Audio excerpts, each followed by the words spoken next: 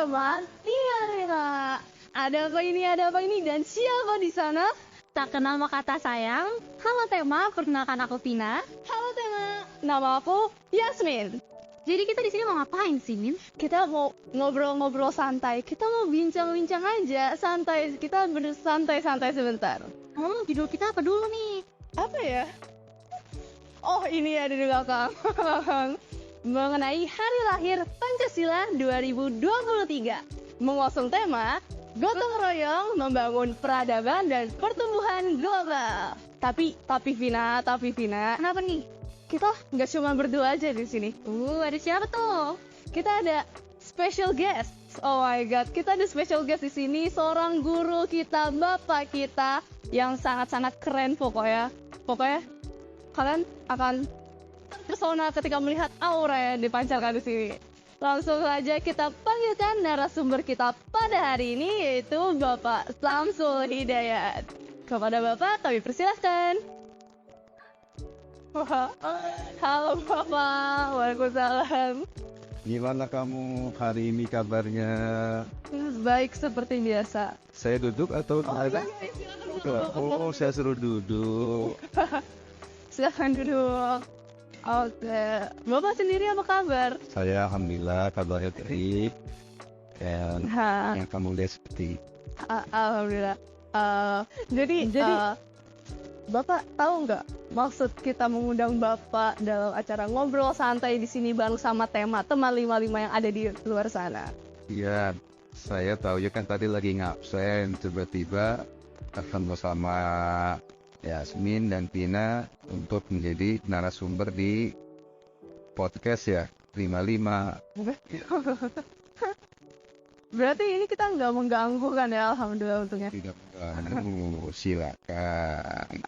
Sebelum kita masuk ke perbincangan ya, Pancasila itu apa sih sebenarnya? Pancasila itu adalah dasar negara kita yang dirumuskan oleh para founding father, di mana mereka itu mencari yang terbaik falsafahnya untuk dijadikan sebagai dasar negara. Dan itu yang menjadi bagian dari kehidupan berbangsa dan bernegara yang di negara kita kan beragam suku, budaya, bahasa, dan kebiasaan yang dibingkai dalam Bhinneka Tunggal Ika. Pancasila ini juga, maaf koreksi saya kalau saya salah, diambil dari bahasa Sanskerta. Ya. Panca itu artinya 5, sila itu dasar.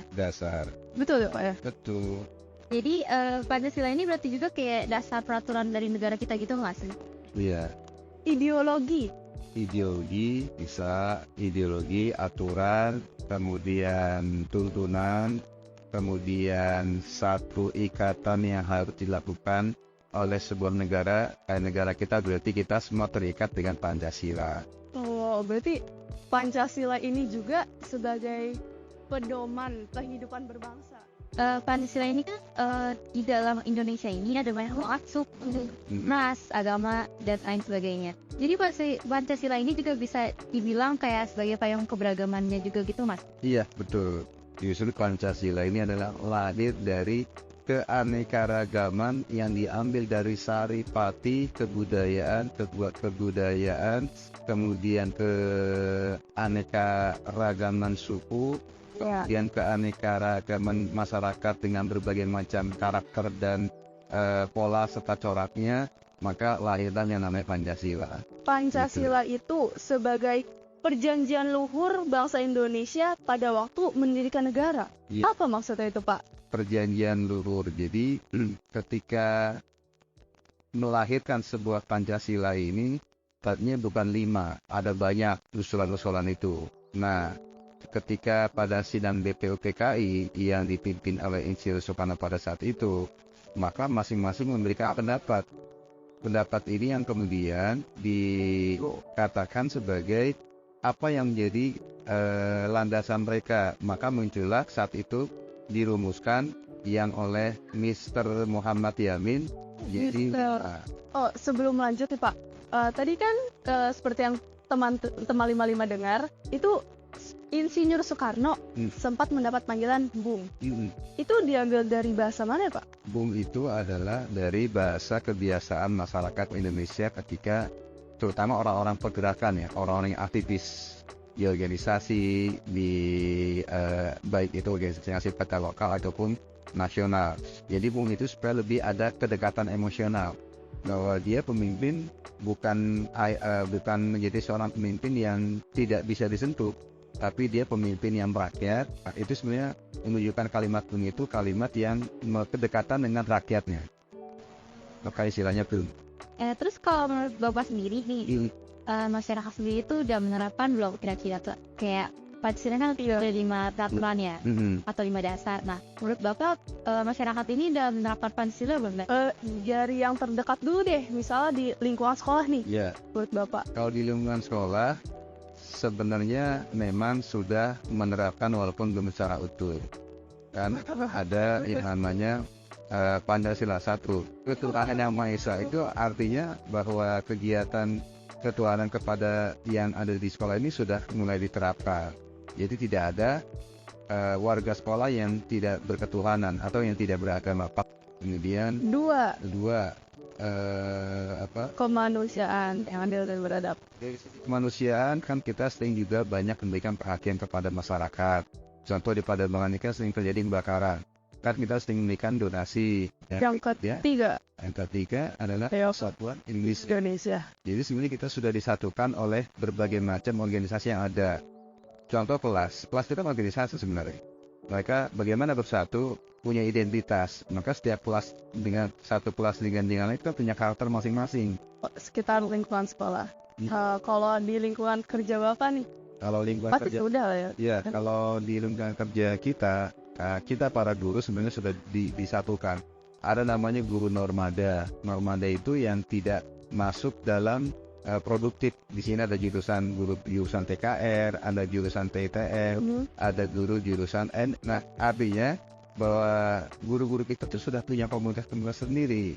Tapi untuk semua kegiatan mereka disatukan dengan komunitas sekolah. Kita punya pimpinan kepala sekolah, kita punya wakil kepala sekolah.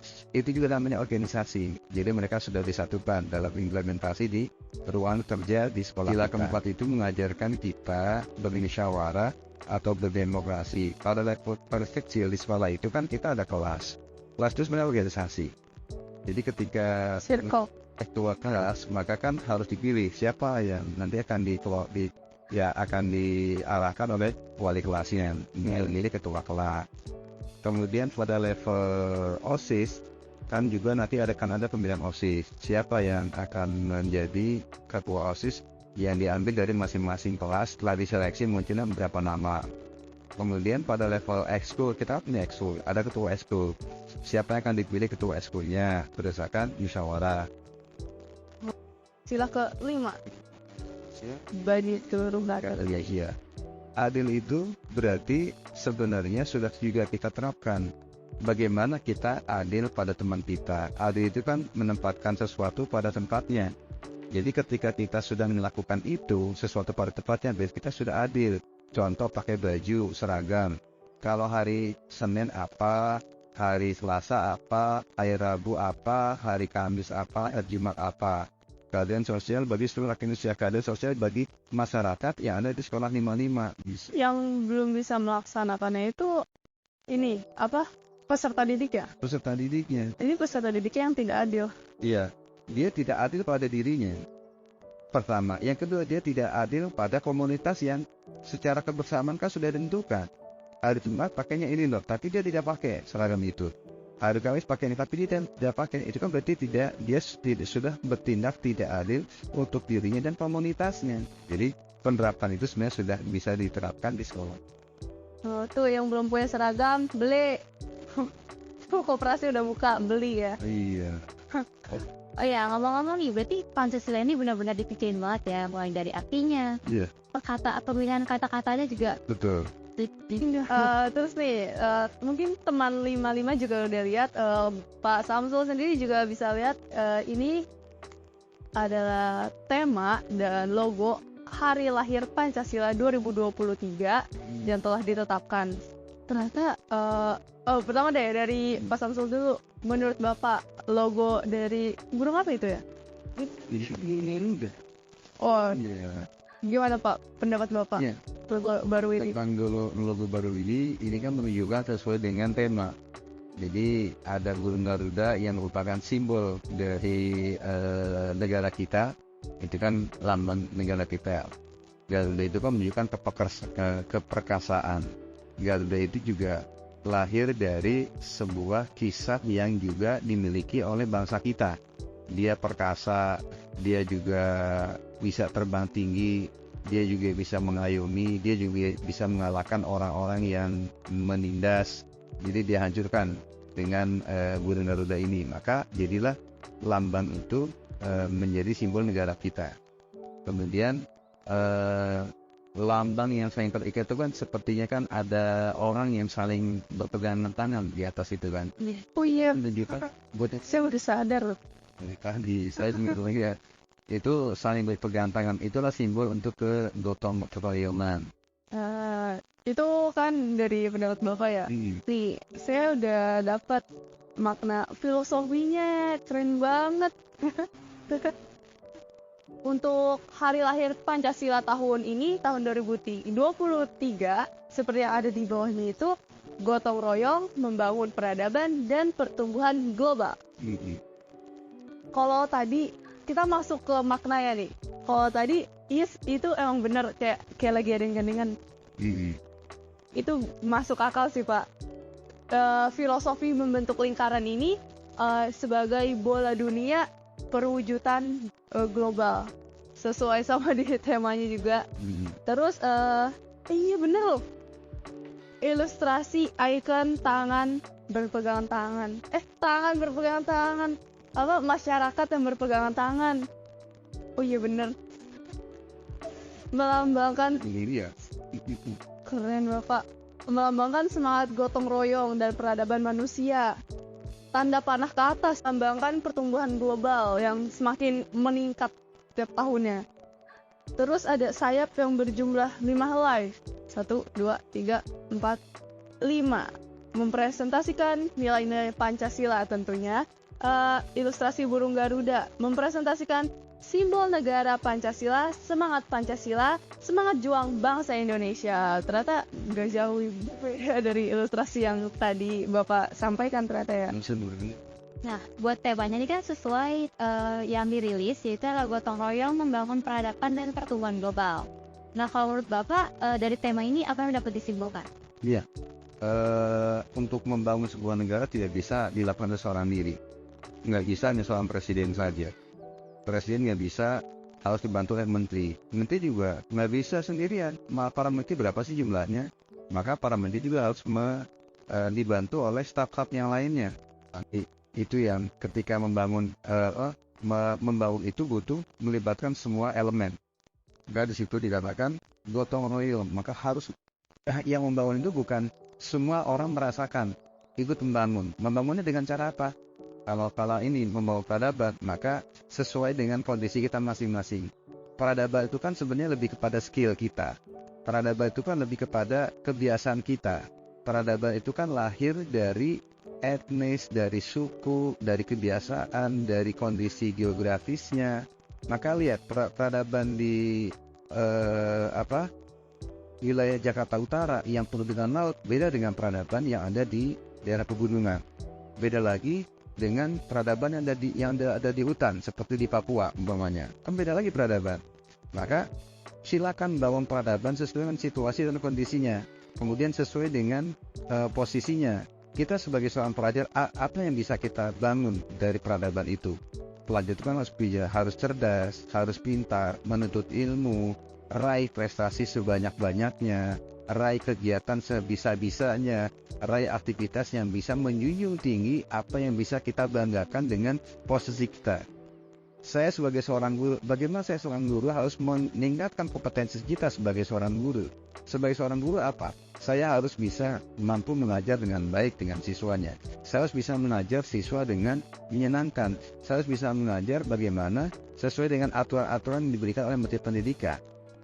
Nah, itu yang dimaksud dengan membangun peradaban sesuai dengan fungsi kita, sesuai dengan posisi kita, sesuai dengan kondisi kita di mana kita berada. Nah, kemudian dan pertumbuhan secara global. Ini pertumbuhan itu kita kalau di usia sekolah ini kan kamu sedang tumbuh-tumbuhnya. Maka pada saat masa pertumbuhan yang sedang kamu rasakan, lakukan sesuatu yang bisa memberikan manfaat dan untuk yang bisa berbicara di pentas dunia.